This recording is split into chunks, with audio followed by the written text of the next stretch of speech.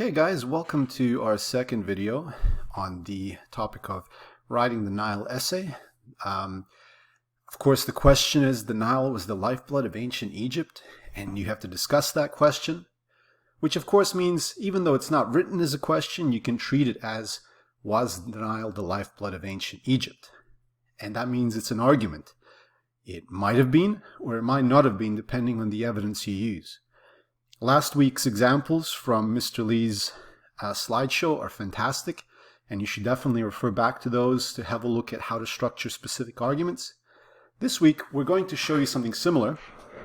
So I'm going to walk you through writing, I suppose, the introduction and the first paragraph of this essay, and to show you my thought process as I do so. So as I write it, I'm going to talk to you about what I'm thinking about and what kind of stuff I'm including, and the reasons why I'm including it. So every essay starts with an introduction. The structure of this thing is incredibly important. It is important that you stick to our writing conventions, the way we do things, and the way we do things in high school essay writing is we always have an introduction first. So what is that introduction going to include? A few very simple things. One, a direct answer to the question. So I have the question here. What's my direct answer? Okay, let's have a look. I might write something such as, it is undeniable that the Nile was, in fact, the lifeblood of ancient Egypt. Okay, so you've got a direct answer to the question. I didn't fluff around too much. I didn't pontificate or talk in flowery ways. I simply answered the question as my first sentence. That's what we call a contention. So your argument, the heart of your argument, and the thing that you're going to build on. So how do you do that in introduction? Well, you have to explain how you're going to argue. You don't have to go into any detailed explanation of each of the things you're going to argue, but you need at the very least to list them for the reader so that they know what to expect. What might such a thing look like? Well, I know that I'm going to be arguing about 3 different things, just as is the case in our essay planner. I know that I think farming is going to be incredibly important, trade, and religion, so I might as well just list them.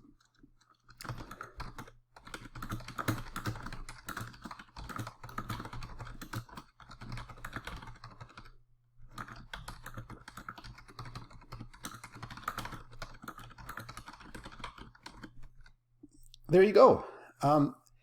The further up in high school you go, the shorter your introductions are going to be.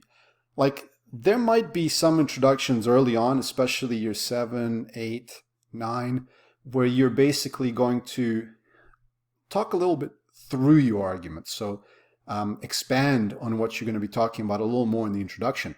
But to me, the most important thing is to simply say what you think and why you think it in a very basic outline. So here we have a 2-sentence introduction, a grand total of, 30 words maybe? 31 words. And in a 600-word essay, every word matters. You have to think about, am I leaving enough room for the rest of my essay? So 30 out of 600 words is a very manageable introduction. Yours should be about 50 words max. You don't want to go much further than that. But the element that really matters, right here. You've got an answer to the question. And then, if I look at the second sentence, I can identify very quickly 3 separate things to talk about. So there you go. But where do I go from there? I've got an introduction, I've answered the question, I've explained what exactly I'm going to be talking about in the essay. Well, you got to move on to your first body paragraph. So the first paragraph in which you make an argument. And for simplicity's sake, today I'm going to be talking about farming first up. And not only for simplicity's sake, like when I think about ancient Egypt and the Nile, and you don't have to share this opinion, it is just an opinion, but when I think about it, I can't look past farming. I think farming is an incredibly important thing. And doing research on this and reading about this, I came to the conclusion that farming is probably the most important aspect of the Nile for the ancient Egyptians. And there are reasons for that. So let's try to write a paragraph on farming, or at least let's start a paragraph in writing. every body paragraph you do is going to start in very similar ways. Firstly, you need basically a contention. The same thing as you had in your introduction, but it needs to be specific to the topic you're going to be covering in that paragraph. So in this case, farming. Let's have a look.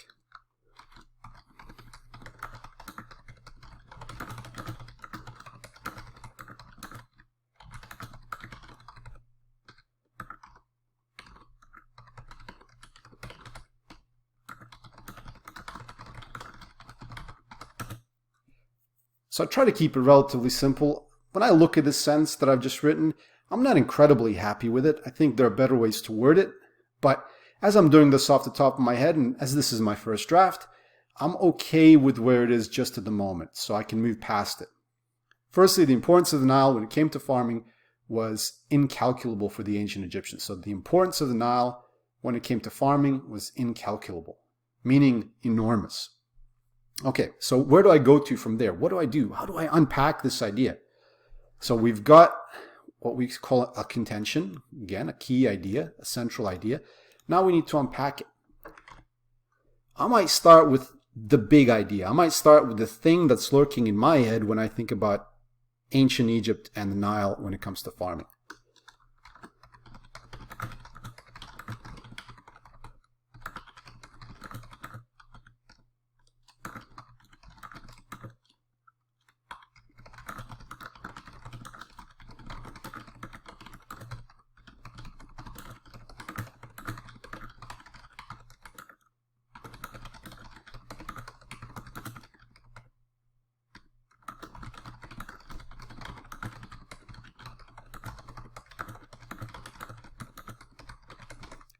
So why do I believe that the importance of the Nile when it came to farming was incalculable? Well, simply because without the ability of the Egyptians to farm along the river, which is something that the river made possible, ancient Egyptian civilization itself would not have been possible. So without the Nile, ancient Egyptian civilization would not have been a thing. And that's something that supports that sentence right there in teal. When you use teal, that's the topic sentence, and that's the explanation. So that's the next element of a teal paragraph. And there are other ways to do this, and some that I prefer more than teal, but today that's fine. You've got an explanation, and in fact, I'll use a different color there. And that explanation helps the reader understand, okay, here is why the writer believes in what they believe. So how do you go how do you go further? Well, in teal, the next element of teal that you look at is evidence, and I need to provide evidence that shows this. Okay, so I need to think what's the important thing to talk about here. Okay, so I need to talk about the flooding of the Nile and what it does for the river and what it does for ancient Egyptian farming. Okay, so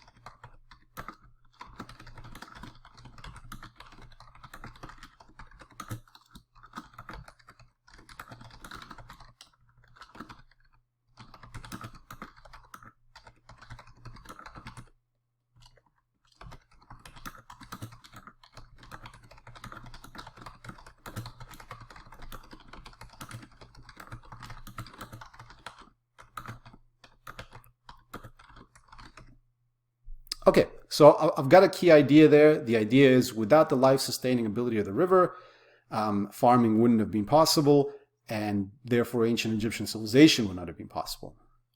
Why do I believe this? What evidence do I use? Okay, well, firstly, that is a pretty important thing to mention. That the flooding was predictable and annual, and therefore the Egyptians could sort of set their clocks to it. They knew it was coming every year. But the second thing is this right here. Silt. So silt is that really rich black soil that allows plants to grow incredibly well. And the reason why it mattered, right there.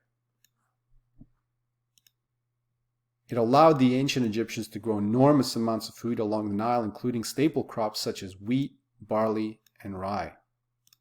Now notice that I'm using really specific terms, silt, for example, wheat, rye, and barley. I'm not just saying crops or food.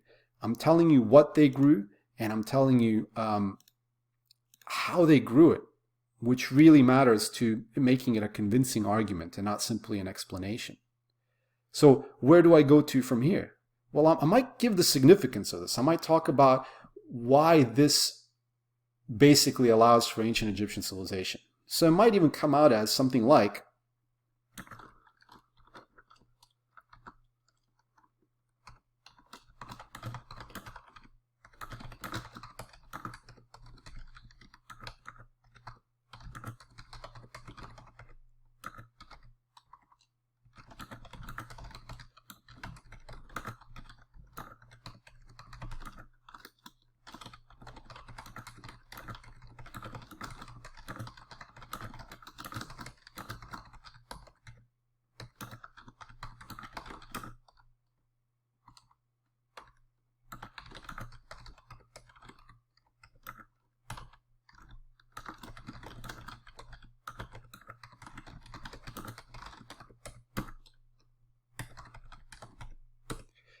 so here I'm basically trying to explain why this matters, or how do I relate it to the overall question of ancient Egypt again. So here I'm talking about how the ability to grow food is shown in the fact that you've got almost 3 million people living off the Nile during the Old Kingdom, and this was what made Egypt incredibly powerful. So you're starting to connect ideas. Here's the evidence, and here's why it's useful to answering the overall question. Now, I'm not going to go any further because I don't want to be writing your paragraphs for you. And this is not an incredible example. It's a decent example, but it's nothing special. It's solid. And I'm doing it very much so off the top of my head, whereas you guys have the advantage of having researched, and you have the advantage of spending a week writing this thing. So if I can do it almost an entire first paragraph, this should probably be about 100 words, 130 words. If I was to add another 100 words or so to this, that's a full paragraph. And that's done in 10 minutes off the top of my head. You guys will have full periods to write each of these paragraphs, and you'll need to think about, what do I include? What matters? How do I prove that I'm right on this point? Hopefully that helps you guys understand just a little bit about writing these paragraphs. I can't dwell on it any further today, but if you do need help with this, make sure to ask your teachers, who will provide guidance and feedback throughout this week to the work that you're doing and help you make it as good as it can possibly be for submission. Thanks for listening. Have an awesome day. Speak again soon.